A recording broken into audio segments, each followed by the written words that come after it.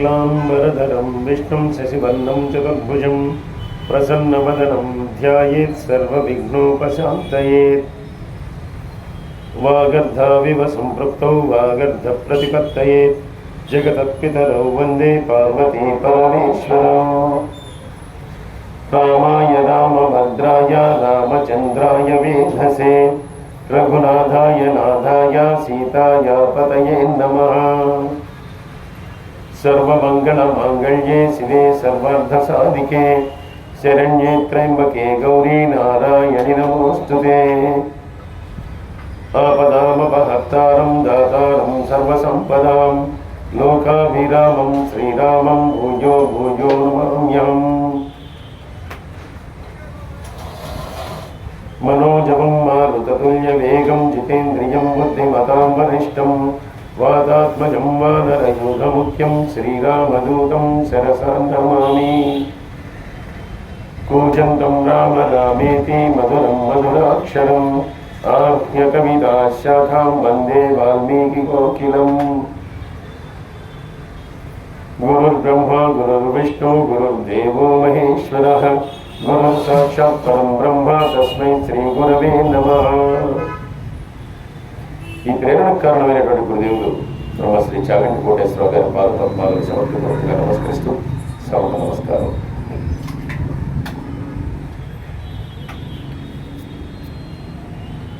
రావణవధ పూర్తయిపోయింది. విభీషణుడిని పట్టాభిషిక్తుడుగా లంకకు అభిషేకం చేయించాడు రామచంద్రుడు. తర్వాత వీరందరూ కూడా పుష్పకుమారంలో బయలుదేరి అయోధ్యకు త్వరితగతిన వెళ్ళాలి అని చెప్పినప్పుడు విభీషణుడు చెప్పాడు, నా దగ్గర దివ్యమైనటువంటి విమానం ఉంది, ఆ విమానంలో మీరందరూ కూడా బయలుదేరండి అని చెప్పి ఈయన అనుజ్ఞ ఇచ్చి వెళ్ళిపోమన్నా కూడా వానరులు అలాగే సుగ్రీవాదులు అందరూ కూడా మేము కూడా వస్తామని అడగడం, అందరినీ కూడా విమానంలో తీసుకుని ఈయన అయోధ్యకి తిరిగి బయలుదేరాడు. ఇలా పుష్పక విమానం బయలుదేరింది. ఇప్పుడు అది మళ్ళీ ఏ సముద్రాన్ని అయితే వీళ్ళు వారధి మీద దాటి వచ్చారో ఆ సముద్రం మీదుగా మళ్ళీ బయలుదేరి వెళ్తూ ఉంది, ఉత్తరం దిక్కుగా బయలుదేరి వెళ్తూ ఉంది. ఇప్పుడు అంతకుముందు అదే మార్గంలో వచ్చినా కూడా సీతాదేవి అప్పుడు చాలా భయంతో శోకిస్తూ దుఃఖిస్తూ వస్తూ ఉంది రావణుడితో. అందుకని ఇప్పుడు ప్రతి ప్రదేశాన్ని కూడా ఆవిడ వివరంగా చూపిస్తూ ఉన్నాడు రామచంద్రుడు. ఇప్పుడు ఈ ప్రాంతంలోనే కుంభకర్ణుడు చంపేశాం. ఈ ప్రాంతంలో ఇంద్రజిత్తు చేతిలో లక్ష్మణుడి చేతిలో ఇంద్రజిత్తు ప్రాణాలు కోల్పోయాడు. ఇదంతా కూడా ఆంజనేయ స్వామి వారు లంఘించి వచ్చినటువంటి మహాసముద్రం, 3 యోజనాల సముద్రం.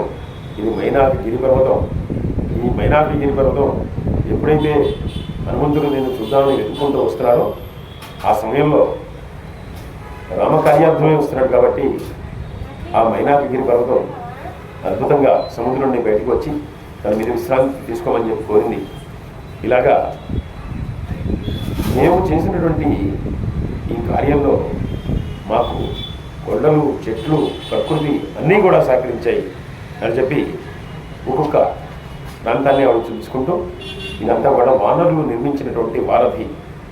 ఇదంతా కూడా కేవలం 5 రోజుల్లో పూర్తి చేశారు వాళ్ళు. అనేకమైనటువంటి పెద్ద పెద్ద రాళ్ళను తీసుకొచ్చి వేశారు. అవన్నీ కూడా నీటిలో తేలుతూ ఉన్నాయి. వాటి మీదుగానే మేమందరం వచ్చాం అని చెప్పి ఇలా ప్రతి ఒక్క ప్రదేశాన్ని కూడా చూపించుకుంటూ వస్తున్నారు. చూపించుకుంటూ వస్తూ ఎప్పుడైతే ఈ సముద్రాన్ని దాటి అవతల ఒడ్డుకు వెళ్ళారో వెంటనే చెప్పారు, ఇది సేతు ఇక్కడ నుండి ప్రారంభించాం. ఈ సేతువు ప్రారంభించిన చోటే నేను ముందర ఆ పరమేశ్వరుడు అనుగ్రహం కోసం యుద్ధం ప్రారంభించే ముందు పరమేశ్వరుడిని అక్కడ ప్రతిష్ఠించాను. అదే మనము ఈరోజు చెప్పుకునేటటువంటి రామేశ్వర క్షేత్రము. ఈ రామేశ్వర క్షేత్రంలో 2 రకాలైనటువంటి కథలు మనకి ప్రచారంలో ఉంటాయి. ఒకటి, ఈ రామేశ్వరుణ్ణి అంటే ఈశ్వరుణ్ణి శ్రీరాముడే స్వయంగా అక్కడ ప్రతిష్ఠించాడు. అది కూడా యుద్ధానికి వెళ్ళక పూర్వమే. ఎప్పుడైతే బయలుదేరి యుద్ధానికి వస్తున్నాడో అప్పుడే ఆ ప్రాంతంలో ఒక 3-4 రోజులు విధులు చేశాడు ఆయన. ఎందుకంటే ఎలా వెళ్ళాలి అనేటువంటి దాన్ని అందరితో కూడా ఆలోచన చేశారు. ఆ సమయంలో శివుణ్ణి ప్రతిష్ఠించి అక్కడ పూజించాడు అనేటటువంటిది ఒకటి. మరొకటి, తిరిగి వెళ్ళేటప్పుడు అక్కడ శివుణ్ణి ప్రతిష్ఠించారు. శివుణ్ణి ప్రతిష్ఠించడానికి అని చెప్పి ఒక ఆత్మలింగాన్ని తీసుకురమని చెప్పి, దివ్యమైనటువంటి లింగాన్ని తీసుకురమని చెప్పి ఆంజనేయ స్వామి వారిని కైలాసం పంపించారు. కైలాసం వెళ్ళినటువంటి ఆయన కొంచెం ఆలస్యంగా వచ్చారు. ఈ లోపలే అక్కడ ఒక సైకత లింగాన్ని ప్రతిష్ఠించారు. తర్వాత ఆంజనేయ స్వామి తీసుకుని వచ్చినట్టు రెండవ లింగాన్ని కూడా ప్రతిష్ఠించారు అనేటువంటి మరొక ప్రచారంలో ఉంది. అయితే రామేశ్వరంలో విచిత్రంగా మనకి 2 ఆలయాలు ఉంటాయి, 2 శివలింగాలు ఉంటాయి. ఒకటి హనుమతి ఇచ్చినటువంటి శివలింగం అంటారు, మరొకటి శ్రీరాముడు స్వయంగా చేసి ప్రతిష్ఠించినటువంటి సైకతలింగం అంటారు. ఏదేమైనా మనం వాల్మీకి రామాయణాన్ని తెలుసుకుంటూ ఉన్నాం. వాల్మీకి రామాయణాన్ని గురించి మనం మాట్లాడుకుంటున్నాం కాబట్టి వాల్మీకి రామాయణం ప్రకారం అంతకుముందే ఆయన ఆ పరమేశ్వరుని ప్రతిష్ఠించడం అనేటటువంటిది జరిగింది. సేతు మధ్యే మహాదేవం ఈశానం కృతివాసనం స్థాపయామాస వైలింగం పూజయామాస రాఘవ. తస్య దేవో మహాదేవ పార్వత్యా సహశంకర ప్రత్యక్షమేవ భగవాన్ దత్తావాన్ పరముత్తమం.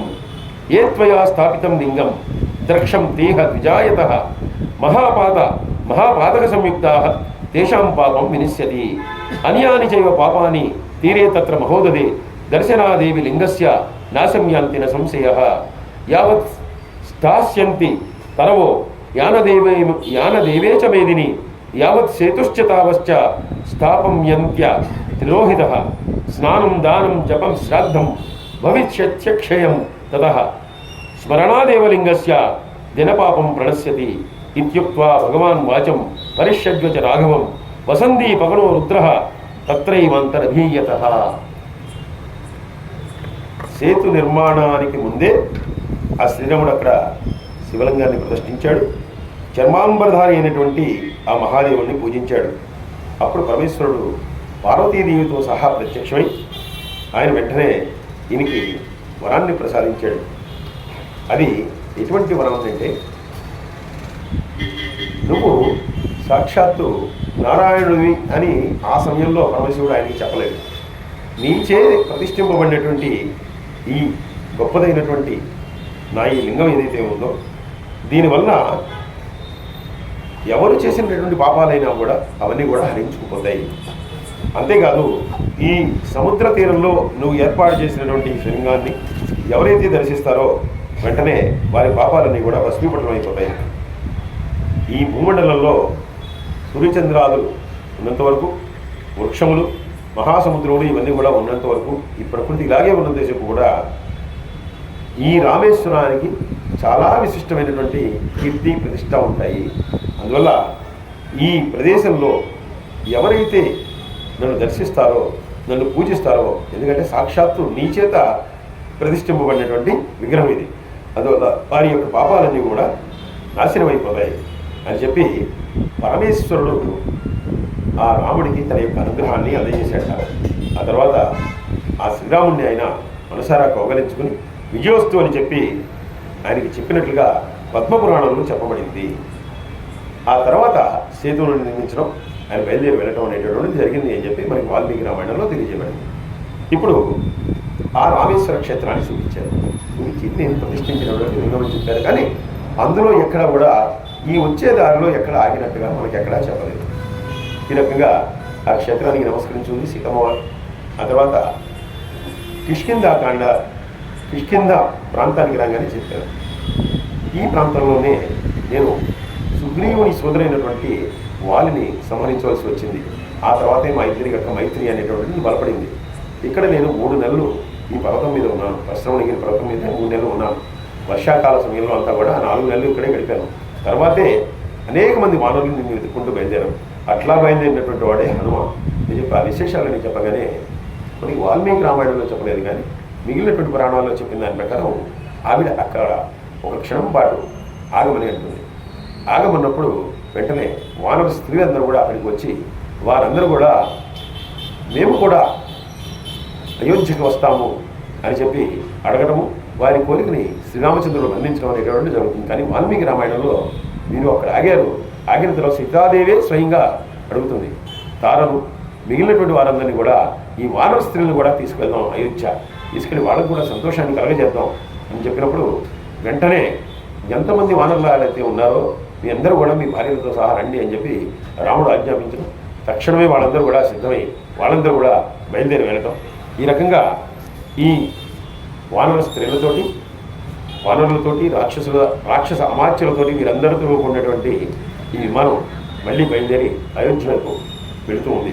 ఇలా వెళుతున్నప్పుడు ఆయన ప్రతి ప్రదేశాన్ని గురించి కూడా చెప్తున్నాడు. ఇక్కడ నేను శబరిని కలిశాను, ఇక్కడ జటాయు యుద్ధంలో రాముడి చేత ఈతడైంది, ఇక్కడ కబంధుడు చెప్తాను, ఇలా ప్రతి విషయాన్ని కూడా చెప్తూ వీరందరూ కూడా మళ్ళీ భరద్వాజ మహర్షి యొక్క ఆశ్రమానికి వెళ్ళారు. ఈ లోపల వచ్చినటువంటి ఆశ్రమాలన్నీ కూడా చూపించారు. చూపించిన తర్వాత ఇప్పుడు మళ్ళీ భరద్వాజ మహర్షి యొక్క ఆశ్రమాన్ని అక్కడ సందర్శించారు. ఆ సందర్శించే ముందర దూరం నుంచి అయోధ్య కనబడుతుంది. అయోధ్యకి కొద్ది దూరంలోనే ఈ మహర్షి యొక్క ఆశ్రమం ఉంది. ఆ అయోధ్య ఎప్పుడైతే కనిపించిందో వెంటనే రాముడు అన్నాడు, అదే మన యొక్క అయోధ్య, ఒకసారి నమస్కరించుకోవాలి. వెంటనే సీతాదేవి కూడా శ్రీరాముడు చెప్పాడు, వెంటనే నమస్కరించింది. ఇది ఒక గొప్ప సంస్కారం. మనం ఎప్పుడైనా మనం ఇంటి నుండి బయటికి వెళ్ళేటప్పుడు కూడా మనం ఒక్కోసారి ఊళ్ళకి వెళ్తాం, 4 రోజులు వెళ్తాం, 5 రోజులు వెళ్తాం. మనం వెళ్ళినప్పుడు మన ఇంట్లో దైవానికి కానీ లేదంటే దగ్గరలో ఉన్నటువంటి ఏదో ఒక దైవానికి ఏదో ఒక గుడి, బహుశా ఈ ప్రాంతాల నుంచి మనం వెళ్తూ ఉంటే ఉదాహరణకి ఇక్కడ ఒకసారి వచ్చి ఆ కృష్ణ భగవాను దర్శించుకుని దండం పెట్టుకుని వెళ్ళటం, మళ్ళీ రాగానే మళ్ళీ దర్శించుకుని, అయ్యా నన్ను నిర్విఘ్నంగా వెళ్ళి వచ్చేలాగా మళ్ళీ నన్ను అనుగ్రహించావు. అందుకే మీరు తిరుపతిలో చూడండి అన్ని చోట్ల కూడా బోర్డులు పెట్టుంటాయి, పునర్దర్శన ప్రాప్తిస్తూ అని. మనం ఒకసారి స్వామివారిని చూసి రావడం కాదు, మళ్ళీ చూడాలని కోరిక కలగాలి. అటువంటి దర్శనాన్ని స్వామివారు మనకి అనుగ్రహించాలి. అలాగే మనం ఇంటి నుంచి బయటకు వెళ్ళినప్పుడు కూడా ఒక మంచి సంస్కారం ఏంటంటే మన ఇంట్లో ఉన్నటువంటి భగవంతుడు ఒకసారి నమస్కరించుకొని మేము ఏ పని మీద అయితే బయలుదేరుతున్నామో అదంతా కూడా నిర్విఘ్నంగా జరిగి మళ్ళీ మేము క్షేమంగా ఇంటికి వచ్చేట్టు, అప్పటి వరకు కూడా ఇంట్లో ఎటువంటి ఇబ్బందులు కలగకుండా ఉండేట్టు చూడు అని చెప్పి ఒకసారి దాన్ని పడుతూ వెళ్తాం.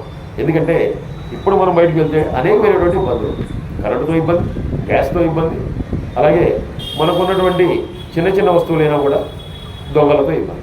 అందువల్ల ఒకసారి ఆ భగవంతుని ప్రార్థించుకుని వెళ్ళడం, మళ్ళీ వచ్చిన తర్వాత ఆ భగవంతుడికి నమస్కరించుకోవడం, వచ్చేసామని. సాధారణంగా మేము ఎప్పుడు వెళ్ళినా కూడా మన విజయవాడ కనకదుర్గమ్మ ఆ దారిలో వెళ్తే కనుక ఆవిడకి తప్పకుండా ఒకసారి నమస్కారం చేసుకుని వెళ్ళడం, నమస్కారం చేసుకుని రావడం అనేటువంటిది ఒక చిన్న అలవాటుగా మారిపోయింది. అది మంచి అలవాటు అని చెప్పి మనకి రామాయణం కూడా చెప్తుంది. అక్కడి నుంచి చూసి ఇద్దరు నమస్కరించుకున్నారు. నమస్కరించుకున్న తర్వాత వీరందరూ కూడా భరద్వాజ మహర్షి యొక్క ఆశ్రమానికి వచ్చారు. వచ్చిన తర్వాత వెంటనే ఆయన కాళ్ళకి నమస్కరించాడు. కాళ్ళకి నమస్కరించి యోగక్షేమాలన్నీ అడిగాడు. అడిగిన తర్వాత స్వామి భరతుని యొక్క పరిపాలన గురించి ఎటువంటి విశేషాలు వస్తున్నాయి, ఎటువంటి వార్తలు వస్తున్నాయి, ప్రజలందరూ క్షేమంగానే ఉన్నారు కదా అయోధ్యవాసులందరూ అని చెప్పి ఈయన అడిగాడు. భరద్వాజ మహర్షి అన్నీ కూడా తెలిసినటువంటి వాడు, ఆయన ఎక్కడికి వెళ్ళక్కర్లేదు, త్రికాలవేది ఏదైనా తెలుసుకోగలడు తన యొక్క తపశక్తితోటి. అందువల్ల ఆయన అన్నాడు, భరతుడు క్షేమంగా ఉన్నాడు, భరతుడు చాలా అద్భుతంగా రాజ్యాన్ని పరిపాలిస్తున్నాడు, అక్కడి ప్రజలందరూ కూడా ఎటువంటి కష్టాలు లేకుండా ఆనందంగా ఉన్నారు. అలాగే నీకు జరిగినటువంటి కష్టాలన్నీ కూడా నాకు తెలుసు. ఏదైనా కూడా నువ్వు చాలా గొప్ప కార్యాన్ని చేసి వచ్చావు, అసలు ఆ కార్యం చేయడం కోసమే నువ్వు ఇట్లా వనవాసానికి వచ్చావు. ఆ సంగతి నీకు తెలియదు, మా అందరికీ తెలుసు. అందువల్ల ఏదైతేనే రావణుడు నిహతుడయ్యాడు. దీనివల్ల రాక్షసుల చెర అనేటటువంటిది బ్రాహ్మణులకు కానీ తపస్సులకు కానీ వాళ్ళందరికీ తప్పింది. కాబట్టి నువ్వు చాలా గొప్ప కార్యం చేసావు, అందువల్ల నీకు నేనైనా ఒక వరాన్ని ప్రసాదించాలనుకుంటున్నాను, కోరుకో అన్నాడు. ఈయనన్నాడు, నాకు ప్రత్యేకించి ఏమక్కర్లేదు, కానీ నాకు చిన్న కోరిక ఉంటుంది. ఏంటంటే ఎప్పుడైనా సరే ఈ వానరాలన్నీ కూడా నాకు సహకరించాయి. అందువల్ల ఈ ప్రాంతం అంతా కూడా ఈ వానరాలే ఉంటాయి. కిష్కింద నుండి అంతా కూడా ఇక్కడ నుండి అయోధ్య వరకు కూడా ఉన్నటువంటి వృక్షాలన్నీ కూడా ఎప్పుడూ కూడా ఫలాలతోటి పుష్పాలతోటి శోభిలుతూ ఉండాలి. వాటి మీద చక్కగా వానరాలకు కావాల్సినటువంటివన్నీ కూడా దొరుకుతూ ఉండాలి. వాటికి పువ్వులు కావాలి, పళ్ళు కావాలి దాని మీద. ఎందుకంటే ఎప్పుడైతే పువ్వులు ఉంటాయో తుమ్మిదలు వస్తాయి, తుమ్మిదలు వచ్చి తొలి తుట్లు వస్తాయి, వాటికి మధువు కావాలి. ఇవంటివన్నీ కూడా సమృద్ధిగా లభించాలి. అందుకని ఈ దారంతా కూడా అలాగా ఫలప్రదమై ఉండాలి అన్నాడు. తప్పకుండా చాలా గొప్ప కోరిక, నీకోసం కోరినది కాదు, ఎవరి కోసమో కోరావు. అంతకుముందు ఆయన ఇంద్రుడు కూడా ఇటువంటి కోరికలే కోరాడు. నా వానరాలకి ఎప్పుడు కూడా తిండికి ఎటువంటి కొరత ఉండకూడదు, వాళ్ళకి ఏది కావాలో అదంతా కూడా దొరుకుతూ ఉండాలంటే ఇంద్రుడు కూడా అటువంటి అనుగ్రహాన్ని ఇచ్చాడు. మళ్ళీ భారద్వాజం అడిగాడు, భారద్వాజ మహర్షి కూడా అటువంటి అనుగ్రహాన్ని ఇచ్చాడు. ఇచ్చిన తర్వాత ఆయన నమస్కరించాడు. నమస్కరించిన వెంటనే హనుమని పిలిచాడు. హనుమని పిలిచి అన్నాడు, నువ్వు వెంటనే బయలుదేరి ఒకసారి భరతుడి దగ్గరికి వెళ్ళి, ఎందుకంటే ఇవాళ అప్పటికి 14 సంవత్సరాలు పూర్తయిపోయింది. ఆ రోజు పంచమి, మన్నాడు పుష్యమి నక్షత్రం. నేను పుష్యమి నక్షత్ర లగ్నంలో ఆయన చూడాలనుకుంటున్నాను. అందువల్ల నువ్వు వెళ్ళి భరతుడి దగ్గరికి వెళ్ళి ఆయనకి మనం తిరిగి వచ్చేసినటువంటి వార్తను తెలియజేసి రేపు పొద్దునే రాముడు వస్తున్నాడు అని చెప్పు, అలాగే సీతా లక్ష్మణ సమేతుడే వస్తున్నాడని చెప్పు, జరిగినటువంటి విశేషాలన్నీ కూడా చెప్పు. మనం లంకకి వెళ్ళడం, రాముడితో యుద్ధం చేయడం, ఇవన్నీ కూడా చెప్పి ఒక్కసారి భరతుడి యొక్క ముఖ గమనికల్ని గమనించు. ఎందుకంటే 14 సంవత్సరాలు రాజ్యాన్ని పరిపాలించాడు, నేను లేను. అప్పుడైతే వద్దన్నాడు, నాకు రాజ్యం ఉందని చెప్పి నా బాలికలు తీసుకెళ్ళి వాటికే పట్టాభిషేకం చేసి వాటిని పరిపాలిస్తూ ఉన్నాడు. కానీ ఈ 14 సంవత్సరాల్లో రాజ్యాధికారం వచ్చిన తర్వాత మనసు మారి ఉండవచ్చు, అవకాశం ఉంది. అంటే రాముడు ఎంత గొప్పగా ఆలోచిస్తాడో చూడండి.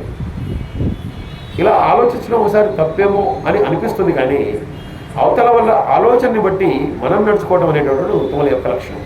సాధారణంగా మనం ఎలా ఉంటామంటే మనకి ఏ ఆలోచన ఉంటుందో దాన్ని బట్టి మనం ప్రవర్తిస్తాం, అంతేగాని ఇతరుల యొక్క ఆలోచనలకు కానీ వాటికి కానీ పెద్దగా విలువ ఇవ్వం. ఎవరో కొంతమంది తప్పే. మహానుభావులు ఏంటంటే ఇతరుల యొక్క ఆలోచనని ఎప్పుడు కూడా వాళ్ళు గౌరవిస్తారు.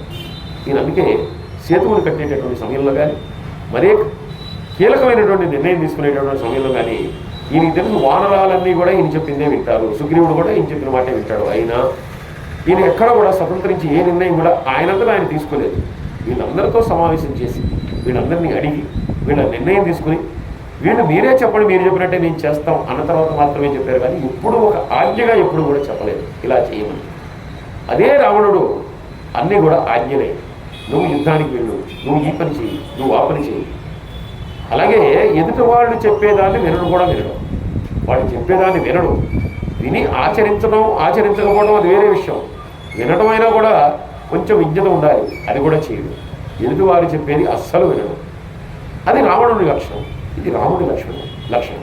అందువల్ల ఈయన నువ్వు వెళ్ళి అవన్నీ కూడా గమనించి పరిస్థితుల్ని గమనించి చెప్పు. అలాగే వెళ్ళేదారిలో గుహుడు నాకు మంచి మిత్రుడు, గుహుడు కూడా ఆయనకు కూడా తెలియజేసి ఈ వార్తను చెప్తే చాలా సంతోషిస్తాడు. ఆయన కూడా ఆ పట్టాభిషేక సమయానికి వస్తాడు. పట్టాభిషేకానికి మిత్రులందరినీ కూడా పిలుచుకోవాలి కదా, తనకి ఎవరు సహాయపడ్డారో వీళ్ళందరూ వచ్చారు. గుహుడు కూడా సహాయపడ్డాడు. వనవాసంలో మొట్టమొదటి ఆయనే సహకరించి నదుల మీద అన్నీ కూడా దాటించాడు అని చెప్పిన తర్వాత ఈయన తప్పకుండా అలాగే అని చెప్పి వెంటనే బయలుదేరాడు. మనోవేగంతో అక్కడికి వెళ్ళిపోయినటువంటి వాడు ఈసారి ఆంజనేయ స్వామి వారు కామరూపి కాబట్టి ఒక బ్రాహ్మణుడి వేషంలో భరతుడి దగ్గరికి వెళ్ళాడు. దగ్గరికి వెళ్ళి భరతుడికి నమస్కరించాడు. భరతుడికి నమస్కరించి ఆయన దగ్గర కూర్చున్నప్పుడు ఆయన అడిగాడు, మహానుభావ చూడంగానే చాలా గొప్ప తేజస్తో కనిపిస్తూ ఉన్నారు, మీరెవరు మానవ మాత్రంలాగా నాకు అనిపించట్లేదు, మీరు మానవ వేషంలోనే వచ్చినట్టుగా ఉంది, మీరెవరు, ఎందుకు వచ్చారు అని చెప్పి అడిగినప్పుడు చెప్పాడు, మహానుభావ నా పేరు ఆంజనేయుడు, నేను హనుమంతుడు వాయుసుతుడిని, నేను వానరాన్ని, కానీ ఆ రూపంలో వస్తే నీకు ఇబ్బంది కలుగుతుంది కాబట్టి ఈ రూపంలో వచ్చాను. సీతా లక్ష్మణ సమేతుడైనటువంటి శ్రీరాముడు రేపు పొద్దున్నే మీ దగ్గరికి రాబోతున్నాడు, ఆ శుభవార్తను మీకు ఎరిగించడానికి నేను వచ్చానని చెప్పాడు. ఎప్పుడైతే ఆ మాట చెప్పాడో అమితమైనటువంటి ఆనందం పడిపోయాడు భరతుడు. అమితమైనటువంటి ఆనందం పడిపోయి వెంటనే ఈయనకి 1000 గోవులు, 10 మంది స్త్రీలు, ఇవన్నీ కూడా నేను మీకు ఇస్తున్నాను అని చెప్పి ఇచ్చాడు. ఆయన అన్నాడు, నాకెందుకు ఇవన్నీ, నాకేమీ అక్కర్లేదు, నేను రాముని యొక్క దాసుడిని, రామునికి నాకు పరిచయం అయింది. ఎలా పరిచయం అయిందంటే మా సుగ్రీవుడి వల్ల పరిచయం అయింది. ఆ పరిచయం నన్ను ఒక దాసుని చేసింది, రాముడికి ఒక భక్తుని చేసింది. అందువల్ల రామభక్తి తప్పితే నాకు ఏది అక్కర్లేదు, ఇవన్నీ నాకేం అక్కర్లేదు, నీకు ఈ విషయాన్ని తెలియజేయమన్నాడు కాబట్టి నీకు ఈ విషయాన్ని తెలియజేశాను అన్నాడు. ఎప్పుడైతే రాముడి పేరు విన్నాడో వెంటనే వెళ్ళి ఏ పాదుకలనైతే పెట్టి ఆయన ఆ సింహాసనం మీద పూజిస్తూ వస్తున్నాడో, ఏ పాదుకలైతే ప్రతి విషయాన్ని కూడా నివేదిస్తున్నాడో ఆ పాదుకల దగ్గరికి వెళ్ళి ముందర రాముడు ప్రత్యక్షంగా కనబడలేదు, ఒక్కసారి ఇలా పాదుకలకు నమస్కారం చేసుకుని వెంటనే ఆర్తిగా ఆంజనేయ స్వామి వారి దగ్గరికి వచ్చాడు. ఎందుకంటే ఆంజనేయ స్వామి వారికి రాముడు చెప్పి ఉన్నాడు, ముఖ కోళికలన్నీ గమనించు, ఎలా ఉన్నాడు అంటే రాముడు వస్తే బాగుంటుంది అనుకుంటున్నాడా, ఎందుకు వచ్చిందిగా 14 ఏళ్ళు ఎలాగో రాలేదు, వదిలేస్తే కనుక హాయిగా నేనే పరిపాలించుకుంటాను, మళ్ళీ ఇప్పుడు వచ్చేస్తున్నాడా అని అనుకుంటాడా? సాధారణంగా మనమైతే కనుక అలాగే అనుకుంటాం. ఎవడైనా ఒక గంట పక్కకి వెళ్తే చాలు, అధికారం మన చేతిలోకి వస్తే బాగుంటుంది అనుకుంటాం. ఈ గుడిలో కూడా గంట చూడమంటే ఆ గంట సేపు మందే అధికారం, మనమే ఈ గుడికి ఓనర్ అయిపోతాం ఆ గంట సేపు. అటువంటి ఆలోచనలు మానవుడికి ఎక్కువ ఉంటాయి. అందుకని భరతుడికి ఏమైనా అలాంటి ఆలోచనలు ఉన్నాయా అనేటటువంటిది రాముడి యొక్క ప్రయత్నం. భరతుడు వెంటనే అన్నాడు, ఎప్పుడైనా మా అన్నయ్య ఈ దాసుల గురించి మాట్లాడుతుంటాడా? నన్ను ఇప్పటికీ ఒక సేవకుడిలాగా అంగీకరిస్తాడా? చూడండి ఎంత వినయంగా ఎటువంటి మాటలు మాట్లాడతాడో. అదే రామాయణంలో మనం తెలుసుకోవాల్సినటువంటి గొప్ప గొప్ప విషయాలు. నన్ను తలుచుకుంటాడా? నేను ఆయన పాదుకలు కూడా తెచ్చి నేను ఇక్కడ పెట్టానే, అలాగే నాకు రాజ్యం అక్కర్లేదన్నానే, అందుకని నన్ను పొగుడుతూ ఉంటాడా? ఈయనేంటి అడగలేదు. నన్ను ఒక సేవకుడిగా నన్ను ఆయన ఇప్పటికీ తలుచుకుంటూ ఉంటాడా? ఎప్పుడైనా నా పేరు తెలుస్తాడా? అప్పుడు ఆయన చెప్పాడు, చాలా ఉత్తముడు కదా బాబు, అందువల్ల నిరంతరం ఆయన ఎప్పుడూ కూడా పక్కన ఉన్నటువంటి లక్ష్మణుడిని ఎంత తలుచుకుంటాడో అంతకంటే ఎక్కువగా నేను తలుచుకుంటుంటాడు. నా భర్తను చాలా ఉత్తముడు అని చెప్తాడు. అందువల్లే నేను ఇక్కడ ఇంతమంది మధ్యలో ఉన్నా కూడా నేను గుర్తుపట్టగలిగాను. ఎందుకంటే మీ గుణగణాలన్నీ కూడా అనేక సార్లు మాకు చెప్పి ఉన్నాడు. అందువల్ల నేను తలుచుకున్నటువంటి సమయమే లేదు. మీ అందరి యొక్క ఆప్యాయత అనురాగం ఏంటనేది చాలాసార్లు చెప్పాడు. అందువల్లే నేను చాలా సులభంగా మిమ్మల్ని గుర్తించగలిగాను అని చెప్పాడు. చాలా ఆనందపడిపోయి వెంటనే శత్రుఘ్నుడికి చెప్పాడు, కావాల్సినటువంటి ఏర్పాట్లు చేయమని. వెంటనే శత్రుఘ్నుడు కూడా తన యొక్క అంచెలకు చెప్పాడు, ఇక్కడ నుండి అయోధ్య వరకు ఉన్నటువంటి రహదారులన్నీ కూడా శుభ్రం చేయించండి, అన్నీ కూడా ఎగుడు దిగుడులో ఉన్నటువంటి కూడా సరిగ్గా చేయించండి. ఇవన్నీ కూడా ఎలాగంటే మన ఊరికి ఎవరైనా మినిస్టర్ ఎవరో ఈ రోడ్లోకి వస్తుంటే కనుక వెంటనే సున్నాలు పడతారు, ఏదైనా చిన్న చిన్న రిపేర్లు ఉంటే చేస్తారు. అలా రాత్రికి రాత్రి అన్నీ జరిగిపోవాలి. మర్నాడు పొద్దున రాముడు వస్తాడు. రాముడు వచ్చిన తర్వాత రాముడు ఇక్కడికే వస్తాడు. వచ్చిన తర్వాత అందరూ కలిసి బయలుదేరి అయోధ్యకి వెళ్తారు. ఈ వెళ్ళేటప్పటికల్లా అయోధ్యలో మార్గాలన్నీ నిర్మించబడాలి. మొత్తం చెట్లన్నీ కూడా శుభ్రంగా ఉండాలి. ఎక్కడ ఎండిపోయిన చెట్లు కానీ ఏమి ఉండకూడదు. అసలు ఆ అయోధ్యలోనే ఉండవు, ఉన్నా కూడా అవి ఉండకూడదు. అవన్నీ కూడా తొలగించాలి. ఎటువంటి చెత్తా చెదారం ఉండకూడదు. వెంటనే మొత్తం కూడా క్లీన్ అయిపోవాలి. ఇటువంటి ఆజ్ఞలు ఇచ్చాడు. వెంటనే ఆయన చెప్పినట్టుగానే అన్నీ కూడా సిద్ధం చేయించారు. ఇలా ఆంజనేయ స్వామి వారు వెంటనే తిరిగి మళ్ళీ ఆ రాముడి దగ్గరికి వెళ్ళాడు. రాముడి దగ్గరికి వెళ్ళి ఆయనతో చెప్పాడు, ఎందుకో మీరు కొన్ని చేస్తారు రామ, మాకు కూడా అర్థం కాదు. సీతాదేవితోనూ ఇలాగే చేశారు, మేమందరం కూడా ఆశ్చర్యపోయి చూస్తున్నాం. ఇప్పుడు కూడా భరతుడి దగ్గర నన్ను అలాగే పంపించారు. ఆ భరతుడు ఎంత గొప్పవాడండి బాబు, మిమ్మల్ని మించినటువంటి వాడు భరతుడు. అసలు మీ అన్నదమ్ములే ఒకళ్ళని మించినటువంటి వాళ్ళు ఒకళ్ళు. అందువల్ల నేను ఏం చెప్తాను ఆయన దగ్గరికి వెళ్ళి, ఆయన ఏం చెప్పాడని చెప్పమంటారు? ఒక సేవకుడు లాగా నన్ను తెలుసుకుంటున్నాడా అని చెప్పి మీ తమ్ముడు అడిగాడు అన్నాడు. రాముడు ఆనందపడి సరే ఇక మా పొద్దునే బయలుదేరినాం అని చెప్పి ఉదయం బయలుదేరు. వీళ్ళందరూ కూడా బయలుదేరి భర్తల దగ్గరికి వచ్చేసరికి అప్పటికే ఆయన చూస్తూ ఉన్నాడు. ఇంకా రాలేదేంటి, వీళ్ళు ఎప్పుడు వస్తారని. ముందర హనుమ వెళ్ళిపోయారు. మనోవేగంతో ఆయన వెళ్ళిపోయారు. హనుమను అడగడం మొదలుపెట్టాడు, ఏది మీ అన్నయ్య, మా అన్నయ్య వచ్చేస్తున్నాడు అన్నారు, ఎక్కడ కనపడట్లేదని. ఆయన అన్నాడు, వచ్చేస్తాడు, పుష్యమి నక్షత్రంలో నేను చూస్తానని చెప్పాడు. ఆయన తప్పకుండా వస్తాడు, కంగారు పడకు. ఇదిగో నాకు వానరాజు యొక్క రణగుణధ్వనులన్నీ వినిపిస్తున్నాయి, వాళ్ళందరూ కూడా వచ్చేస్తున్నారు. వాళ్ళందరూ కూడా ఆకాశంలో ఎగురుకుంటూ వచ్చేవాళ్ళు కొంతమంది, పుష్ప విమానంలో వస్తున్నటువంటి వాళ్ళు కొంతమంది ఆ విమానం నుంచి పక్కకి దూకేసి వాళ్ళు ఎగురుకుంటూ వస్తున్నారు. ఇలా రకరకాలుగా వాళ్ళు వస్తున్నారు. అందుకని అందరూ వస్తున్నారని దూరంగా వచ్చేస్తుంది పుష్పక విమానం. ఆ పుష్పక విమానంలోనే రాముడు వస్తున్నాడు. దానిలోని సీతా లక్ష్మణ సమేతుడైనట్టు రాముడు ఉన్నాడు అని చెప్పాడు. ఈయన అంటుండగానే ఆ పుష్పక విమానం వచ్చింది, అక్కడ దిగంగానే ఈయన భరత అని చెప్పి ఒక్కసారి రాముడు పిలిచేసరికి ఈయన పరిగెత్తుకుంటూ ఆయన దగ్గరికి వెళ్ళిపోగానే ఆయన్ని గాఢంగా ఆలింగనం చేసుకున్నాడు. ఒక్కసారి ఆయన ఒళ్ళో కూర్చోబెట్టుకున్నాడు, విమానంలోకి ఎక్కించి. ఇద్దరు కూడా కాసేపు ఒకరినొకరు గాఢాలింగనం చేసుకుని ఆ పరిష్వంగంలో ఇద్దరు కూడా ఒకరినొకరు ఓదార్చుకున్నారు, ఒకరితో ఒకరు మాట్లాడుకున్నారు. మాటలు లేవు, కేవలం వారి యొక్క దీంతో వారు ఒకరికి అందించాల్సినటువంటి మరొకరు ఇద్దరు కూడా అందించిన తర్వాత ఇప్పుడు ఆయన ఉన్నాడు, ఇంకా బయలుదేరి అన్నయ్య మనందరం కూడా అయోధ్యకు బయలుదేరదాం, ఎందుకంటే అందరూ కూడా ఎదురు చూస్తున్నారు దీనికోసం. కౌసల్య, సుమిత్ర, కైకేయి అందరూ కూడా తల్లులు ఎదురు చూస్తున్నారు, రాజ్య ప్రజలు ఎదురు చూస్తున్నారు. ఇక మనం వెళ్దామని చెప్పి అన్నాడు. వెంటనే తప్పకుండా బయలుదేరదాం అన్నాడు. వెంటనే అప్పటిదాకా ఏ పాదుకల్ని అయితే పూజిస్తూ వచ్చాడో ఆ పాదుకల్ని రాముడికి స్వయంగా తొడిగి ఒకసారి మళ్ళీ ఆయన కాళ్ళకి నమస్కరించుకుని ఏ పాదుకల్ని అయితే నేను ఇప్పటిదాకా పూజిస్తూ వచ్చాను, ఏ రాజ్యాన్ని అయితే నాకు నువ్వు న్యాసంగా ఇచ్చేసావో, అంటే నన్ను అనుభవించమని ఇచ్చావో, దాన్ని మళ్ళీ తిరిగి నీకు అదే రకంగా అప్పచెప్తున్నాను. నువ్వు ఏ రకంగా నాకు అప్పచెప్పావో అదే రకంగా అప్పచెప్పాను. ఒక్క పైసా కూడా నేను ఇంతవరకు ఎక్కడ కూడా ఉపయోగించుకోలేదు. నువ్వు ఇచ్చిన దాన్ని ఇంకా పెంచానే కానీ ఏ రోజు కూడా నేను ఏమీ చేయలేదు. అందువల్ల నీ గౌరవప్రదంగా ఇవి ఇచ్చేస్తున్నాను అన్నయ్య, ఇక నువ్వు స్వీకరించు. దీన్ని రక్షించవలసినటువంటి బాధ్యత, దీన్ని నువ్వు కొనసాగించవలసినటువంటి బాధ్యత నీదే, కానీ నాది ఏమీ లేదు, నేను నిమిత్తం మాత్రమే అని చెప్పి ఆయన పాదాలకు తొలగి నమస్కరించాడు. ఒక్కసారి చూస్తున్నటువంటి సుగ్రీవుడికి విభీషణుడికి వీళ్ళందరికీ కూడా కళ్ళు చెమర్చాయి. ఎందుకంటే భరతుడేమో రాజ్యాన్ని కూడా వదిలిపెట్టేసి ఆయన కాళ్ళకి పాదకులు తొడిగి ఏదో నువ్వు చూడమంటే చూశాను కాబట్టి నేను చూశాను అని చెప్పి ఆయనకు అప్పచెప్పాడు. వాళ్ళిద్దరు అన్నలేమో వీళ్ళ రాజ్యాల నుంచి తరివేశారు. తరివేయటం వల్ల వాళ్ళిద్దరు కూడా రాముడి వైపు వచ్చి వాళ్ళ ప్రాణాలు తీసేంతగా వాళ్ళ యొక్క వైరాన్ని పెంచుకోవాల్సి వచ్చింది. ఎంత విచిత్రమో చూడండి. అందరూ అన్నదమ్ములే, అందరూ కూడా ఒక తల్లికి పుట్టినటువంటి వాళ్ళే, కానీ ఇన్ని వైపరీత్యాలు, ఇన్ని వైచిత్రాలు. సరే, వాళ్ళిద్దరు కూడా చాలా దుఃఖించి ఎంత గొప్పగా ఉంది నీ బంధం అని చెప్పి వాళ్ళందరూ అనుకుంటూ ఉన్నారు. ఆ తర్వాత వీళ్ళందరూ కూడా బయలుదేరి అయోధ్యకు చేరారు. అయోధ్యలో ప్రజలందరూ కూడా బ్రహ్మాండమైనటువంటి స్వాగతం పలికారు. స్వాగతం పలికిన తర్వాత ఇక తల్లుల యొక్క ఆనందానికైతే అసలు ఎక్కడా కూడా కొదవ లేదు.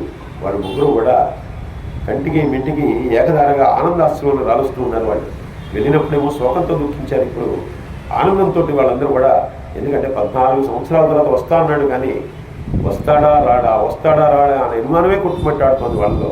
అటువంటి వాడు మళ్ళీ రాముడిని సీతాలక్ష్మణ సమేతుడై వచ్చినటువంటి రాముడిని చూశారు, ఆనందిస్తున్నారు. అప్పటికే ఆంజనేయ స్వామి వారు భరతుడికి చెప్పవలసిందంతా కూడా చెప్పేశారు. రామరావణ యుద్ధం గురించి, అక్కడ నేతలైనటువంటి వాడి గురించి బ్రహ్మాండమైనటువంటి ఆ విషయాలని కూడా తెలియజేశారు. ఇవన్నీ కూడా ప్రజలందరికీ తెలిస్తే అందరూ కూడా ఆ రావణుడు ఈ రకంగా రాముడి చేతిలో నిహతులయ్యాడు, అక్కడ వనవాసంలో పరిచయమైనటువంటి మిత్రులతో కలిసి రాముడు వస్తున్నాడు, అలాగే అనేకమైనటువంటి వానరాలు ఆయనతో వస్తున్నాయని చెప్పి వీళ్ళందరూ చెప్పుకున్నారు. కానీ వానరులందరూ కూడా అప్పటికే కామరూపులు కాబట్టి వాడు కూడా మానవుల్లాగా మారిపోయారు. వాళ్ళందరూ కూడా మానవుల్లాగే వస్తున్నారు. ఇలాగా అందరూ కూడా వస్తున్నారు. కైకేయిని, కౌసల్యకి, సుమంత్రకి అందరికి కూడా నమస్కారాలు చేశారు. కైకేయి అంది, నాయన నీకు అనేకమైనటువంటి దుఃఖాలకి కారణమైనటువంటి దాన్ని నేను, వనవాసానికి ప్రేరేపించింది నేను, నా వల్ల వనవాసానికి వెళ్ళావు, వనవాసానికి వెళ్ళినటువంటి వాడు ఎన్నో ఇబ్బందులు పడ్డావు, ఆఖరికి మహాసాధ్యమైనటువంటి ఆ సీతాదేవిని ఎవడో ఎత్తుకుపోయావు, ఆ తర్వాత అనేకమైనటువంటి క్లేశానికి నువ్వు ఉరి కావటం, వాడిని నిర్తోడి చేయటం, రావటం, ఇవన్నీ ఆనందంగా ఉన్నాయి. ఎందుకంటే కథ సుఖాంతం అయింది కాబట్టి. కానీ ఏది కొంచెం వికటించినా కూడా జీవితాంతం బాధపడేవాళ్ళం అందరం కూడా. అటువంటి దోషాలన్నీ చేయడానికి నాదే కారణం. అందువల్ల ఇప్పటికీ నా మీద నీకు చాలా కినుక ఉంటుంది, కోపం ఉంటుంది అని చెప్పి అడిగినప్పుడు ఆయన అన్నాడు, అమ్మ, తల్లి మీద బిడ్డకి కోపం ఎలా ఉంటుంది, పొరపాటున కూడా ఉండదు. ఇది నాకే కాదు, ఈ భారతదేశంలో పుట్టినటువంటి వాడు ఎవరికీ ఉండదు అని చెప్తూ ఆయన ఒక కథని చెప్పారు. పూర్వకాలంలో అష్టావక్రుడు అనేటటువంటి చాలా గొప్ప ముని ఉండేవాడు. ఆయన ఎంత గొప్ప తపస్సంపన్నుడు అంటే ఆయనకి పోటీ అనేటటువంటి తెలియదు. అన్ని వేదాంగాలన్నిటి కూడా నేర్చుకున్నటువంటి మహాపురుషుడు అష్టావక్రుడు అని ఆయన యొక్క పేరు తలుచుకుంటేనే మన పాపాలన్నీ కూడా ఉపశమిస్తాడు అనేటటువంటి మహానుభావుడు. ఈయన ఏకపాదులు అనేటటువంటి ఆయన కుమారుడు. ఈ ఏకపాదులు అనేటటువంటి ఆయనకి సుజాత అనేటటువంటి భార్య, వాళ్ళిద్దరికీ పుట్టినటువంటి వాడు ఈ అష్టావక్రుడు. ఈ అష్టావక్రుడు తల్లి గర్భంలో ఉన్నప్పుడు ఈ ఏకపాదుడు కూడా చాలా గొప్ప విద్యావేత్త. ఆయన వేదాంగాలన్నీ చదువుకునేటువంటి వాడు. ఆ రోజుల్లో ఆయన గురుకులంలో అనేక మంది శిష్యులకి ఆయన బోధిస్తూ ఉండేవాడు. ఇలాగా ఆయన కూడా అన్నీ కూడా తెలిసినటువంటి మహాపండితుడు. అటువంటి ఆయన కడుపున, అందుకే అంత గొప్పవాడి కడుపున కాబట్టి ఈయన చెప్పించాడు. ఈయన తల్లి గర్భంలో ఉన్నాడు. ఈయన తల్లి గర్భంలో ఉన్నప్పుడే తండ్రి చెప్పేటటువంటి వేదాలన్నింటినీ కూడా ఈయన లోపల ఉండి వల్లెవేస్తూ ఉన్నాడు. రోజు చదువుతూ ఉండేవాడు ఆయన కూడా. ఈయనకి ఆ సంగతి తెలియదు, తండ్రికి ఆ సంగతి తెలియదు. ఈయన రోజు కూడా వేదాలన్నీ కూడా ఆయన చెప్పేవన్నీ కూడా చెప్పినట్టుగా ఈయనన్నీ కూడా గ్రహిస్తూ ఉండేవాడు, వాటిని వల్లవేస్తూ ఉండేవాడు తల్లి గర్భంలో ఉండి. తల్లికి లోపల ఏదో ఉన్నటువంటి బిడ్డ ఏదో చదువుతున్నట్టుగా, ఏదో మాట్లాడుతున్నట్టుగా ఈవిడ, ఎందుకంటే తన శరీరంలో వచ్చేటటువంటి శబ్దాలే కాబట్టి వీడికి ఏవో వినిపిస్తుండేవి, కానీ ఏమిటో అర్థం కాలేదు ఆవిడ కూడా. ఇటువంటి పరిస్థితిలో ఈ తండ్రి శిష్యులతో చాలా గొప్పగా వాళ్ళందరికీ కూడా అధ్యయనం చేసేవాడు, వాళ్ళ చెంత చదివిస్తూ ఉండేవాడు. ఈయన పిల్లవాడు లోపల ఉన్నటువంటి గర్భస్థ శిశువు అయినటువంటి అష్టావక్రుడు ఉన్నాడు. అన్నాడు, నాన్నగారు, నేను లోపల ఉన్నటువంటి గర్భస్థ శిశువుని, మీరు శిష్యుల్ని చాలా తీవ్రంగా ఇబ్బంది పెడుతున్నారు. ఎందుకంటే ఎప్పుడు చదువు చదువు చదువు అని చెప్పి పాఠాలని వల్లవేయని చెప్పి చాలా ఇబ్బంది పెడుతున్నారు. దీనివల్ల శిష్యులందరికీ ఇబ్బంది కలుగుతుంది కదా, మీరు అంత ఇబ్బంది పెట్టచ్చా, కొంచెం ఈ అధ్యయనాన్ని కొంచెం తగ్గిస్తే బాగుంటుందేమో అని చెప్పి లోపల ఉన్నటువంటి వాడు సలహా ఇచ్చాడు. ఆయనకి చాలా కోపం వచ్చింది. నేను గొప్పగా చదువుకున్నటువంటి వాటి పండితుడిని నాకు వీడు ఇటువంటి సలహాలు ఇచ్చాడని చెప్పి, నువ్వు గర్భస్థ శిశువుగా ఉండే నాకు ఇటువంటి వక్రమైనటువంటి సలహాలు ఇస్తున్నావు కాబట్టి అష్టవక్రాలతో నువ్వు పుట్టు అని చెప్పి ఆయన తన కన్న కొడుకునే శపించుకున్నాడు. అంటే 8 వంకరలతో పుట్టు అని. ఆ శాపం ఎలాగో జరిగి తీరాల్సిందే. ఈయన 8 వంకరలతో పుట్టాడు. ఈయన చూడటానికి మహాభయంకరంగా ఉంటాడు. ఎందుకంటే శరీరంలో ఒక్క అవకరం ఉంటేనే చాలా ఇబ్బందిగా ఉంటుంది. కన్ను లేకపోయినా, కాలు లేకపోయినా 8 వంకరలు ఈయన శరీరంలో. అలాగే కుమారుణ్ణి అలాగే పెంచుతూ ఉన్నాడు. తల్లి కూడా కుమారుడిని పెంచుతూ ఉంది. ఈయన చిన్నప్పుడే వేదాలు నేర్చుకున్నాడు. అలాగే ఈయన పుట్టిన తర్వాత ఇంకా తన యొక్క మేనమావ ఇంటికి వెళ్ళిపోయాడు. ఆ మేనమావ పేరు ఉద్దాలకుడు. ఆ ఉద్దాలకుడు ఇంటికి వెళ్ళిపోయాడు. అక్కడ చదువుకోవడం మొదలుపెట్టాడు. తండ్రి దగ్గర కొన్ని నేర్చుకున్నాడు. మామయ్య కూడా మంచి చదువుకున్నటువంటి వాడు. అక్కడ వేద వేదాంగాలన్నీ కూడా నేర్చుకున్నాడు. ఈ లోపల ఈ ఏకపాదులు ధనార్జన కోసం అని చెప్పి అప్పుడు జనక మహారాజు గారు పరిపాలిస్తూ ఉన్నారు. అక్కడికి వెళ్ళాడు. ఆ జనక మహారాజు గారు అంటే మళ్ళీ సీతాదేవి యొక్క తండ్రి అయినటువంటి జనక మహారాజు కాదు, అనేక మంది జనకులు ఉన్నారు. అలాంటి ఒక మహారాజు దగ్గరికి వెళ్ళి ఆయన డబ్బులు సంపాదించడం కోసం ఆయన కొలువులో ఉద్యోగం చేస్తూ ఉన్నాడు. అలా ఉద్యోగం చేసేటప్పుడు ఒకసారి నంది అనేటటువంటి ఒక ఆయన ఇంకొక పండితుడు అక్కడికి వచ్చాడు. ఇద్దరి మధ్య కూడా ఈ పాండిత్యం మీద ఇద్దరి మీద కూడా పోటీ జరిగింది. పోటీ జరిగినప్పుడు వీళ్ళు ఏంటంటే అనేక విధమైనటువంటి పందాలు వేసుకుంటారు. కంకణాలు దొరికించుకుంటారు, కవచాలు దొరికించుకుంటారు. ఇలా రకరకాల పందాలు వేసుకుంటూ ఉంటారు. వాళ్ళిద్దరు వేసుకున్నటువంటి పందెంలో ఎవరు ఓడిపోతే వాళ్ళు జల దిగ్బంధంలో ఉండిపోవాలి. అంటే వాళ్ళు నీటిలో ఉండిపోవాలి, నీటిలో వాళ్ళు బంధింపబడతారు. ఇది వాళ్ళు వేసుకున్నటువంటి పందెం. ఆ పందెంలో ఈ ఏకపాదుడు ఓడిపోయాడు. ఓడిపోయి అప్పటి నుంచి కూడా ఆయన జల దిగ్బంధంలో ఉండిపోయాడు. అంటే ఒక పెద్ద పొలంలో ఆయన పడేశారు. అక్కడి నుంచి బయటికి రావడానికి వీల్లేదు. ఆయన అందులో ఉండాల్సిందే. ఈ విషయం భార్యకు కూడా తెలిసింది, కానీ చేయగలిగింది ఏం లేదు. ఎందుకంటే అది రాజు ముందర జరిగినటువంటి ఒక పోటీ, అందువల్ల అది అనుభవించి తీరవలసిందే. ఇలా ఆయన అక్కడ నిర్బంధంలో ఉన్నాడు రాజుగారి దగ్గర. ఈ కుమారుడు ఇక్కడ మామయ్య అయినటువంటి ఉద్దాలకుడి దగ్గర శాస్త్రం అంతా కూడా నేర్చుకుంటున్నాడు. ఇలా నేర్చుకుంటున్నటువంటి వాడికి ఈ ఉద్దాలకుడికి శ్వేతకేతువు అనేటటువంటి ఒక కుమారుడు. అంటే వరుసకి ఇద్దరు కూడా బావలతో అవుతారు. బావలు మామయ్య కొడుకు ఆయన. వీళ్ళిద్దరు కూడా ఒకే వయసు వాళ్ళు చదువుకుంటూ ఉన్నారు. వీళ్ళిద్దరి మధ్య కూడా ఒకరోజు ఏదో వివాదం వచ్చింది. అలా కొట్టుకుంటూ ఉన్నప్పుడు, అరే తండ్రి లేనటువంటి వాడికి మా పంచను కూడా ఉన్నావు, నువ్వేంట్రా ఇలా మాట్లాడుతున్నావు అని ఏదో ఒక మాట మాట్లాడేసరికి చిన్నవాడైనటువంటి అష్టావకుడు కోపం వచ్చింది. వెంటనే తల్లి దగ్గరికి వెళ్ళాడు. తల్లి దగ్గరికి వెళ్ళి, అసలు నా తండ్రి ఎక్కడ ఉన్నాడు? ఎందుకంటే పుట్టినప్పటి నుంచి కూడా నేను ఉద్దాలకుడి దగ్గరే చదువుకున్నాను, పెరుగుతున్నాను. అసలు నా తండ్రి ఎవరు, ఆయన ఏమయ్యాడు, ఎందుకు ఇంటికి రాడు, ఎందుకు ఇలా నిందించి మాట్లాడాడు అని చెప్పి అడిగినప్పుడు చెప్పింది తల్లి. ఆయన ధనార్జన కోసం అనేది వెళ్ళాడు. వెళ్ళిన తర్వాత అక్కడ ఏమైందో తెలియదు, కానీ ఇంతవరకు రాలేదు.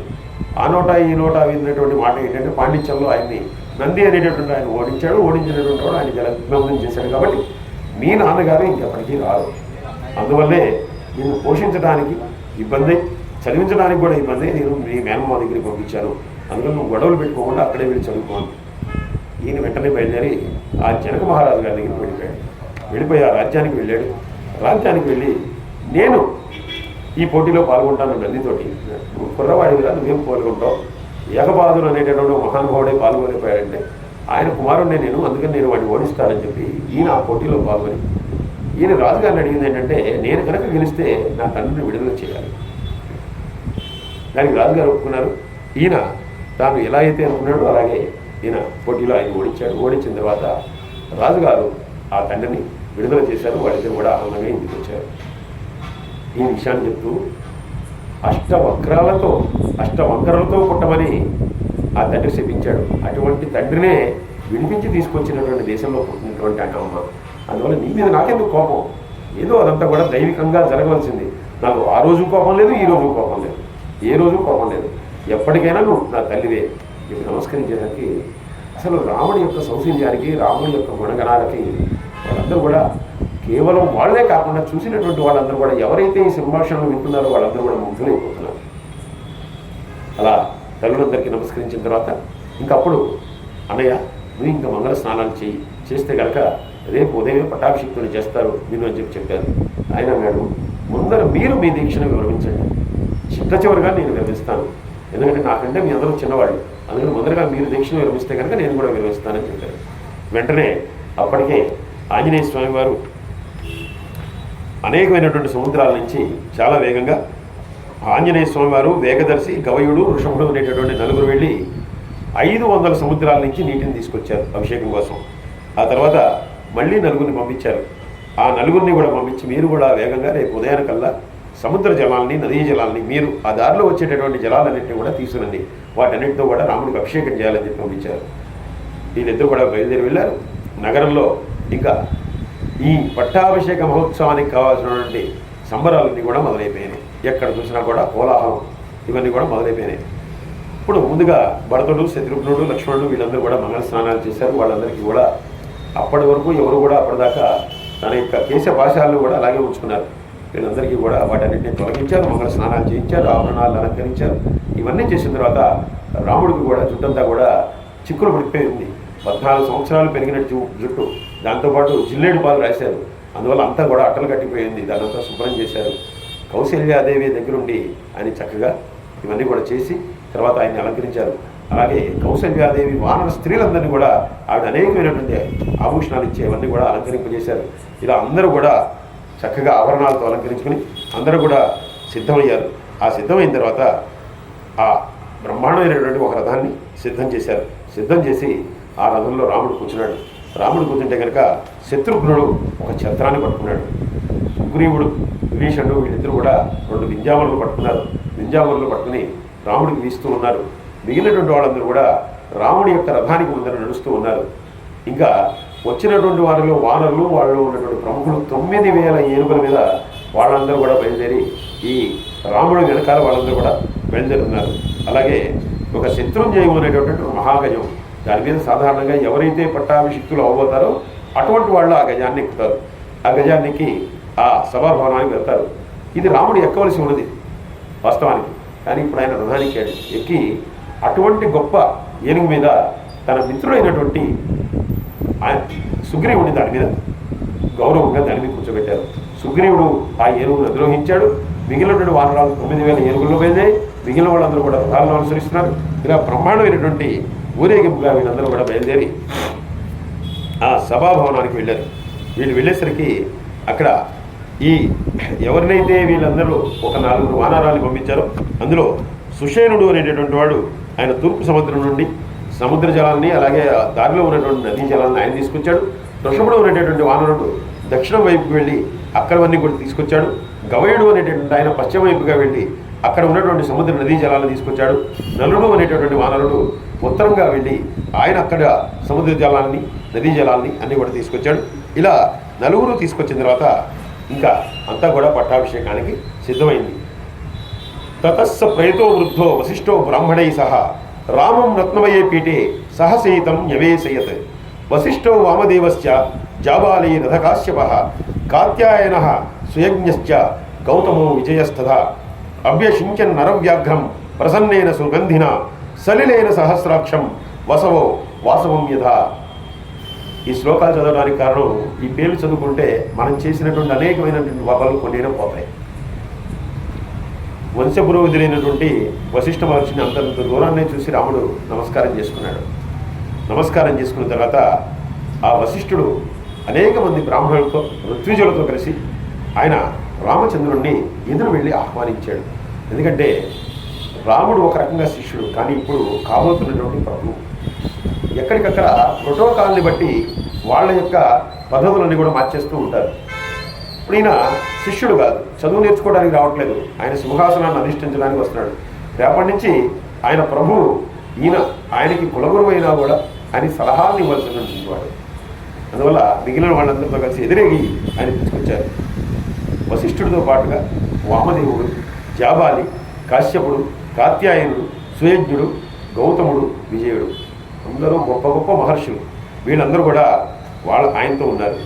ఇలా వాళ్ళందరి చేత కూడా ఆహ్వానింపబడేటటువంటి శ్రీరాముడు సాక్షాత్తు దేవతలతో కూడి ఆహ్వానింపబడేటటువంటి ఇంద్రుడు తన సభలో ఎలా అడుగు పెడతాడో అలా అడుగు పెడుతూ ఉన్నట్ట. ఇలా అడుగు పెడుతున్నటువంటి శ్రీరాముడిని సీతాదేవితో సహా తీసుకువెళ్ళి ఆయన్ని సింహాసనంలో కూర్చోబెట్టారు. ఆ సింహాసనంలో కూర్చోబెట్టిన తర్వాత అనేకమైనటువంటి ఔషధీ రసాలతోటి, నదీ జలాలతోటి, సముద్ర జలాలతోటి ఇవన్నీ కూడా అభిషేకించారు.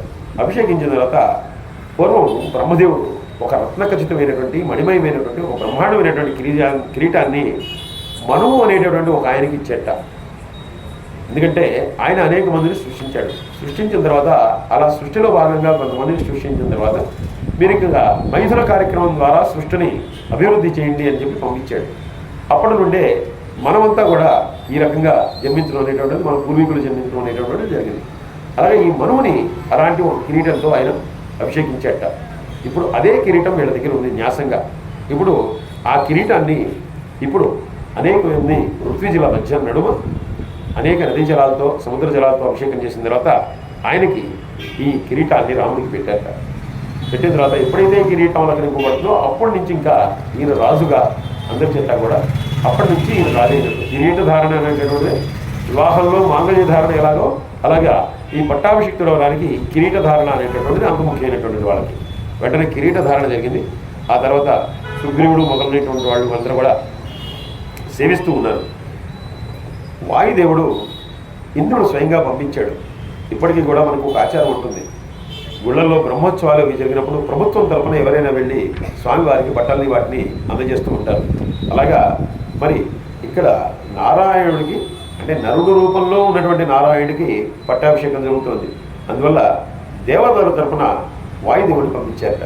ఆ వాయుదేవుడు వచ్చి ఒక బ్రహ్మాండమైనటువంటి పద్మాలతో కూడినటువంటి ఒక హారాన్ని అంటే బంగారముతో చేసినటువంటి పద్మాలు అద్భుతమైనటువంటి ఒక ఆభరణాన్ని పంపించాడు.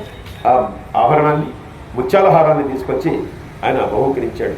అంటే దేవేంద్రుడు వరకు వచ్చినటువంటి బహుమానాలు అవి. ఇలాగా అనేక మంది అనేక ఆభరణాలని వాటన్నింటినీ పంపించారు. బహుమానాలని వాటన్నింటినీ కూడా రాముడు అందుకున్నాడు. అలాగే ఆయన మళ్ళీ అందరికీ కూడా అనేకమైనటువంటి వస్త్రాలు, గోవులు, బ్రాహ్మణులకైతే కనుక గోవులు, ఏనుగులు ఇవన్నీ కూడా ఆయన దానం చేశాడు. రత్నాలు, అనేకమైనటువంటి డబ్బులు, అలాగే గంధర్వులు గానం చేశారట, అప్సరసులు నృత్యం చేశారు. ఇలా బ్రహ్మాండంగా ఈయన యొక్క పట్టాభిషేక మహోత్సవం అనేటటువంటిది జరిగింది. జరిగిన తర్వాత అందరికీ అనేకమైనటువంటి ఆభరణాలు ఇచ్చారు. సుగ్రీవుడికి కానీ, విభీషణుడికి కానీ, నలుడికి కానీ, నీరులకు కానీ, గంగమాతలకు అందరికీ ఇచ్చారు. వాళ్ళ యొక్క శక్తి కొలది ఎవరి తాహతను బట్టి ప్రోటోకాల్ని బట్టి వాళ్ళందరికీ ఇచ్చేశారు.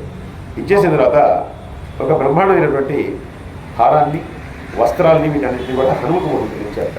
వాటిన్నింటినీ కూడా భక్తి శ్రద్ధలతో హనుమ తీసుకున్న తర్వాత సీతాదేవి మాత్రం సింహాసనంలో కూర్చుని తన మెడలో ఉన్నటువంటి హారం మీద చేవేసి చూసుకుంటూ రాముడి వైపు చూసిందిట. వెంటనే రాముడు అన్నట్ట, నువ్వు ఎవరికైతే ఈ హారాన్ని ఆ హారాన్ని ఇద్దాం అనుకున్నావు తప్పకుండా వాళ్ళకి ఇచ్చేసి నీ మనసులో ఉన్నదాన్ని నేను గ్రహించానట. వెంటనే ఆ హారాన్ని తీసి ఆవిడికి అత్యంత ప్రీతిపాత్రుడు ఎవరంటే హనుమ. ఎందుకంటే హనుమ వల్లే ఇదంతా కూడా జరిగింది. హనుమ కనుక రాకపోయి ఉంటే, హనుమ కనుక చూడకపోయి ఉంటే కనుక సీతాదేవి ఎక్కడ ఉంది అనేటటువంటిది ఎవరికి తెలియదు. అందువల్ల దీనందరికీ కారణం కూడా హనుమే. అందువల్ల వెంటనే ఆవిడ ఆ హారాన్ని ఆయనకి హనుమకు బహుకరించిందట. ఆయన కూడా అంతే భక్తితో దాన్ని తీసుకుని మెడలో వేసుకున్నారట. వేసుకోగానే ఎప్పుడైతే ఈవిడ హారాన్ని వేసుకున్నారో అది మరింత ద్విగుణీకృతంగా అది ప్రకాశిస్తుందట. ఈ రకంగా జాంబవంతుని అలాగే అందరినీ కూడా పేరు పేరున ప్రతి ఒక్కరిని కూడా అందరినీ కూడా ఆయన చక్కగా సత్కరించి అతిథులుగా వచ్చారు. వాళ్ళందరూ కూడా చక్కని భోజనాలు మొదలైనవన్నీ కూడా ఏర్పాటు చేసిన తర్వాత ఇంకా వాళ్ళందరికీ కూడా కరుణ ఇచ్చాట. మీ అందరూ కూడా తిరిగి వెళ్ళిపోవచ్చు. ఎందుకంటే పట్టాభిషేకాన్ని చూడటానికి మీ అందరూ వచ్చారు. మీ అందరికీ ఇక్కడ ఇబ్బందిగా ఉంటుంది. ఇంకా ఈ రాజ్యానికి మీరు వెళ్ళండి. అందరూ కూడా నెలల తరబడి వదిలేసి ఉన్నారు. అందరూ కూడా విభీషణుడు కూడా భార్య బిడ్డలు వదిలేసి చాలా రోజులైంది. అందువల్ల వెళ్ళిపోండి అని చెప్పడానికి ఇచ్చిన తర్వాత ఆయన అన్నట్ట, విభీషణుడు అన్నట్ట, ఈ పుష్పకమాన్నాన్ని మీ దగ్గరే ఉంచుకోండి, రాముడు నాకు అక్కర్లేదు, ఇది ఎవరిదో వాళ్ళ దగ్గర పంపించేద్దాం అని చెప్పి పుష్పకమానాన్ని నమస్కరించి నువ్వు నీ యజమానైనటువంటి కుబేరుడి దగ్గరికి వెళ్ళిపో. ఎప్పుడైనా ఏదైనా అవసరమైతే కనుక అప్పుడు నేను పిలుస్తాను. అంతవరకు నాకు నీతో పని లేదు. నువ్వు చక్కగా నీ యథాస్థానానికి నువ్వు వెళ్ళిపో అని చెప్పానట.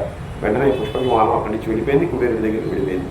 ఇంకా విభీషణుడు మాత్రం తిరిగి లంకకి ఈయన అనుజ్ఞ తీసుకుని బయలుదేరాడు. వెళ్ళేటప్పుడు రంగనాథుడిని దర్శించి వెళ్ళాడు అంటారు. ఎందుకంటే ఆయనకి కులదైవం ఎవరంటే రంగనాథుడు. ఆ రంగనాథుడిని దర్శించుకుని ఆయన వెళ్ళిపోయారట. అలా వెళ్ళిపోయిన తర్వాత ఈ వానరులు కూడా వెళ్ళిపోయారు. వాళ్ళందరూ కూడా కిష్కిందకి వెళ్ళిపోయారు. ఎక్కడ వాళ్ళు అక్కడికి వెళ్ళిపోయారు. ఇలా వెళ్ళిపోయిన తర్వాత రాముడు అన్నాడు లక్ష్మణుడితో, ఇది మన తాత ముత్తాతల నుంచి మనకు వచ్చినటువంటి రాజ్యం, అది కాదు ఇది కాదు ఎవరిది కాదు. ఈ రాజ్యాన్ని పరిపాలించమని చెప్పి మీరు చెప్పారు, నేను పరిపాలిస్తాను. సరే, నాకు సహాయకుడిగా నువ్వు ఉండు, నాకు అన్ని రకాలుగా కూడా సహాయకుడివే నువ్వు, అందువల్ల నువ్వు యువరాజుగా ఉండు, నేను రాజ్యాన్ని పరిపాలిస్తాను అన్నాడు. ఆయన అన్నాడు, నాకు ఏమీ వద్దు, నేను ఎప్పుడూ నీ వెన్నంటే ఉంటా, కానీ నాకు ఏ పదవులు వద్దు. భరతుడు దానికి అర్హుడు. భరతుడికి ఇచ్చే ఆ పదవి, నాకు మాత్రం పదవులు వద్దు, కేవలం సేవ చేయడమే నా పని, కానీ పదవులతో నాకు పని లేదు అని ఈయన ఎంత చెప్పినా కూడా ఆయన వినలేదు. ఆ రకంగా ఆయనకి యువరాజుగా భరతుడిని పట్టాభిషిక్తుని చేశారు. ఇలా చేసిన తర్వాత ఆయన బ్రహ్మాండంగా అనేకమైనటువంటి అశ్వమేధ యాగాలు, వాజపేయాలు, యజ్ఞాలు ఇవన్నీ కూడా నిర్వహిస్తూ 10,000 సంవత్సరాల పాటు అసలు రాజ్యాన్ని ఆయన పరిపాలించాడు. ఆసనం వర్ష సహస్రాణి తథా పుత్ర సహస్రిణ విరామయ విశోకాశ్చ రామే రాజ్యం ప్రశాపతి. రామో రామో రామ ఇది ప్రజానాం అభవన్ కదా రామభూతం జగద్భూత్ రామే రాజ్యం ప్రజాసతి. ఈయన అన్ని వేల సంవత్సరాలు ఈయన పరిపాలన చేస్తుంటే అక్కడ ఉన్నటువంటి ప్రజలు కూడా వాళ్ళ వయసు కూడా అందరికీ అన్ని వేల సంవత్సరాలే. ఒకరికి 5,000 సంవత్సరాలు, ఒకరికి 6,000 సంవత్సరాలు, ఒక 7,000 సంవత్సరాలు. మళ్ళా 40 ఏళ్ళకి 50 ఏళ్ళకి ఎవరు పోలేదు. అలాగే తండ్రి ఉండగా కొడుకు పోలేదు, తాత ఉండగా తండ్రి పోలేదు. అంటే ఎప్పుడు కూడా చిన్నపిల్లలు చనిపోవడం, అకాలమైనటువంటి మృత్యువులు, అలాగే వైధవ్యం స్త్రీలకు ప్రాప్తించడం ఇటువంటి ఇప్పుడు కూడా జరగలేదు. సకాలంలో వర్షాలు కురిసేవి, బ్రహ్మాండంగా పంటలు పండేవి, అందరూ కూడా చక్కగా సద్బుద్ధితో పెరిగేవారు. బ్రాహ్మణులు ఇప్పుడు కూడా వాళ్ళు చేయవలసినటువంటి వేదాధ్యయనాలు చేస్తూ వాళ్ళు ఉండేవాళ్ళు. మిగిలిన వాళ్ళందరూ కూడా వాళ్ళు చేయవలసినటువంటి వర్తక వాణిజ్యాలు, సేవలు చేస్తూ వాళ్ళు ఉండేవాళ్ళు. ఇలాగా అప్పటికీ ఇప్పటికీ ఎప్పటికీ కూడా రామరాజ్యం అంటే ఆ శ్రీరామచంద్రుడు పరిపాలించినటువంటి కాలమే అని చెప్పుకునేట్లుగా ఆ రాజ్యాన్ని పరిపాలించాడు. 11,000 సంవత్సరాలు, 10,000 సంవత్సరాలు ఆయన రాజ్యాన్ని పరిపాలించాడు. అలాగే 11,000 సంవత్సరాలు పరిపాలించాడు అని చెప్పి మనకి రామాయణ అంతర్గతంగా చెప్పబడుతుంది. ఇలాగా ఆయన చక్కగా సౌఖ్యంగా రాజ్యాన్ని అంతా పరిపాలించాడు. ప్రజలు కూడా చాలా సుఖించారు, అందరూ కూడా ఆనందంగా ఉన్నారు. అటువంటి పవిత్రమైనటువంటి రామ కథ బాలకాండం నుంచి 7 కాండలతో కూడినటువంటి ఈ రామాయణం. ఈ రామాయణంలోని అన్ని కాండములను కూడా తెలుసుకున్నాం వివరంగా. ప్రతి ఒక్క విషయాన్ని కూడా మనం తెలుసుకోగలిగినంత, నేను మీకు చెప్పగలిగినంత నేను చెప్పాను, అంతవరకు మీరు తెలుసుకోగలిగారు. ఎవరైతే ఈ రామాయణాన్ని వింటారో వారందరికీ కూడా సకల సంపదలు కూడా ప్రాప్తిస్తాయి. అలాగే రాజులైతే కనుక శత్రువుల మీద జయించి వాళ్ళు బ్రహ్మాండంగా ఈ భూమండలాన్ని కూడా అధిపతులవుతారు. అలాగే ఎక్కడైతే రామాయణం చెప్పబడుతుందో దేవతలందరూ కూడా ప్రసన్నులైపోతారు. అలాగే ఎవరైతే రామాయణాన్ని వింటున్నారో వాళ్ళందరికీ వాళ్ళ కుటుంబంలో ఉన్నటువంటి దుష్ట గ్రహ బాధలు ఏవైతే ఉంటాయో అవన్నీ కూడా తొలగిపోతాయి. అలాగే ఈ రామాయణ మహాకావ్యం ఏదైతే ఉందో ఇది చాలా సర్వశుభకరము. ఇది సమస్త ప్రయోజనాన్ని చేకూర్చేటటువంటిది. కుటుంబ వృద్ధిని, ధనధాన్య సమృద్ధిని వీటన్నింటినీ కూడా చేకూర్చేటటువంటిది. దీనివలన ఉత్తమమైనటువంటి అనేకమైనటువంటి సౌఖ్యాలు మనకి కలుగుతాయి అని చెప్పి వాల్మీకి మహర్షి స్వయంగా ఈ రామాయణ అంతర్గతంగా మనకి చిట్ట చివరి సర్గలో 131వ సర్గలో ఆయనే ఫలశ్రుతి చెప్పి ఉన్నారు. కాబట్టి ఎవరైతే వీటిని వింటారో, ఎవరి ద్వారా అయితే వింటారో అటువంటి వారికి నమస్కరించి ఈ రామాయణాన్ని భక్తి శ్రద్ధలతో వినేటువంటి వారికి సకలమైనటువంటి పాపాలు కూడా హరించిపోయిన వాళ్ళందరూ కూడా సర్వ సుఖాలతోటి వర్ధిల్లుతారు అని చెప్పి మనకి చెప్పబడింది. ఇది శ్రీరామాయణ సంపూర్ణ. యదక్షర పదభ్రష్టం మాత్రా హీనం యద్వే తత్సర్వం క్షమ్యతాం దేవాం నారాయణ నమోస్తుతే. మనకి ఈ అద్భుతమైనటువంటి రామాయణాన్ని తెలుసుకునేటటువంటి సమయంలోనే ఆంజనేయ స్వామి వారు కూడా వచ్చేశారు. ఆంజనేయ స్వామి వారు వచ్చి చక్కగా ఆ శ్రీకృష్ణ పరమాత్మ ఎదురకుండా చక్కగా ఉత్తరంలో కొలువై ఉన్నారు. ఆయన ఉత్తరాన్ని చూస్తూ ఉన్నారు, పడమరని చూస్తూ ఉన్నారు. తూర్పుకి మనం వెళ్ళి ఆయన్ని దర్శించుకుంటాం. ఇది పరమాద్భుతమైనటువంటి విషయం. ఎందుకంటే తప్పకుండా ఆ హనుమంతుల వారు వచ్చి ఆ రాముని యొక్క ఎక్కడైతే రామస్మరణ జరుగుతుందో అక్కడ వింటారు అని చెప్తారు. ఇది ఈ విషయంలో ఈ మందిరంలో మీ అందరి సమక్షంలో కూడా ఇది యథార్థం అని చెప్పి నిరూపించబడింది. అందువల్ల మనం కేవలం ఆ కృష్ణుడి యొక్క అనుగ్రహానికి పాత్రమయ్యాం. అలాగే ఆ హనుమ యొక్క అనుగ్రహానికి కూడా అందరం కూడా సర్వులం కూడా మనందరం కూడా ఆయన అనుగ్రహాన్ని పొందగలిగాం. కాబట్టే ఆయన వచ్చి ఇలా కొలువై ఉన్నారు. అందుకని చిట్ట చివరిగా స్వస్తి ప్రతిభ్యాం పరిపాలయంతాం న్యాయేన మార్గేణ మహీం మహిషాః గో బ్రాహ్మణేభ్యస్తు శుభమస్తు నిత్యం లోకः సమస్తా సుఖినో భవంతు. చరితం మృగనాథస్య శతకోటి పరస్థిరం ఏకైకమక్షరం ప్రోక్తం మహాపాతకనాశనం. వేదాంత వేద్యాయ మేఘశ్యామలమూర్తే పుంసాం మోహనరూపాయ పుణ్యశ్లోకాయ మంగళం.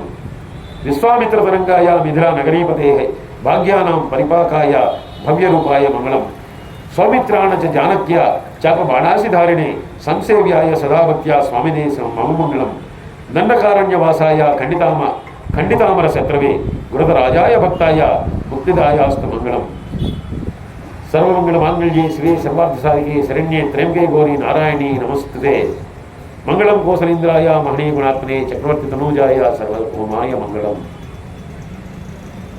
సర్వం శ్రీ ఉమామహేశ్వర వరబ్రహ్మార్పణమస్తు. స్వస్తి. శ్రీ కాంతాయ కళ్యాణ నిలయ నిదర్శనం శ్రీ వెంకట నివాసాయ శ్రీనివాసాయ మంగళం. సర్వే జనా సుఖినో భవంతు. సమస్తలోకా సుఖినో భవంతు. స్వస్తి.